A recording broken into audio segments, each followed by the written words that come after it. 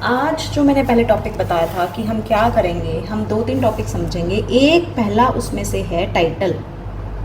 Title ये मैंने पहले भी डिस्कस करा है। टाइटल मतलब किस लीगल कैपेसिटी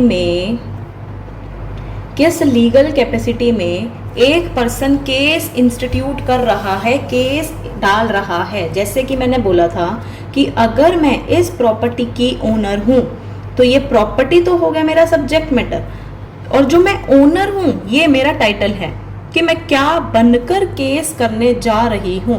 तो मेरा टाइटल क्या है, किस लीगल कैपेसिटी में मैं केस कर रही हूँ। ठीक है, जैसे कि अब एक एग्जांपल देती हूँ। मैंने बोला ए ने जो है बी के अगेंस्ट में सूट फाइल किया। ए ने बी के अगेंस्ट में सूट फाइल किया। ए कहता है कि मेरे को इस प्रॉपर्टी का, एक प्रॉपर्टी है उसका पोजेशन मेरे को कैसे मिला, मैं उसका ओनर हूँ। ओनर मतलब ये हो गया उसका टाइटल, बट ये पोजेशन मुझे मिला कैसे, इंटेस्टेट सक्सेशन से। ये हम हिंदू लॉ में पढ़ेंगे, बट मैं इसका मतलब बताती हूँ। इंटेस्टेट सक्सेशन से। देखो सक्सेशन मतलब क्या होता है कि जब फादर की डेथ के बाद प्रॉपर्टी डिवॉल्व होती है, ट्रांसफर हो जाती है उसके बच्चों में, सन एंड डॉटर बोथ, उसके बच्चों में जब प्रॉपर्टी चली जाती है। अब क्या होता है, ये जो मैंने बताया ये होता है इंटेस्टेट सक्सेशन, जहां पर कोई भी वसीयत मतलब विल नहीं बनाई हुई, प्रॉपर्टी कैसे जाएगी, हिंदू लॉ के अकॉर्डिंग डिवाइड होएगी। ठीक है, ये हो गया इंटेस्टेट। टेस्टामेंट्री दूसरा सक्सेशन होता है हमारा टेस्टामेंट्री। टेस्टामेंट्री सक्सेशन कौन सा होता है, जहां पे विल वसीयत बनाई हुई है। फादर की डेथ के बाद फादर ने विल बनाई हुई थी कि मेरी सारी प्रॉपर्टी जो है मिस्टर ए को जाएगी, ना कि मिस्टर बी को। ये होता है टेस्टामेंट्री सक्सेशन। अब आ जाओ दोबारा एग्जांपल पे। एग्जांपल में क्या बोला कि ए ने जो बी के अगेंस्ट में सूट किया, उसने बोला मैं इस प्रॉपर्टी का ओनर हूं तो मुझे प्रॉपर्टी का पोजेशन मिलना चाहिए।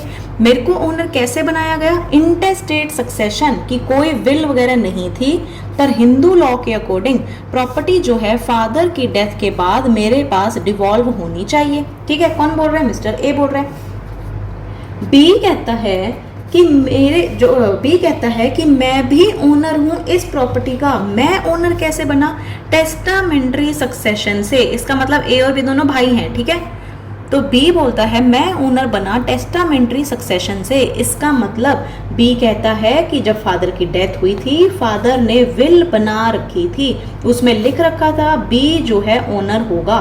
कौन बोल रहा है ये चीजें, बी बोल रहा है। तो यहाँ पे पहली बात, कॉज ऑफ एक्शन क्या हुआ कि मेरे पास राइट है पोजेशन का, मुझे रहने का अधिकार है, और सामने वाला बंदा उस चीज को डिनाइल कर रहा है, मना कर रहा है। तो यहाँ पे हम समझ क्या रहे हैं, हम यहाँ समझ रहे हैं टाइटल।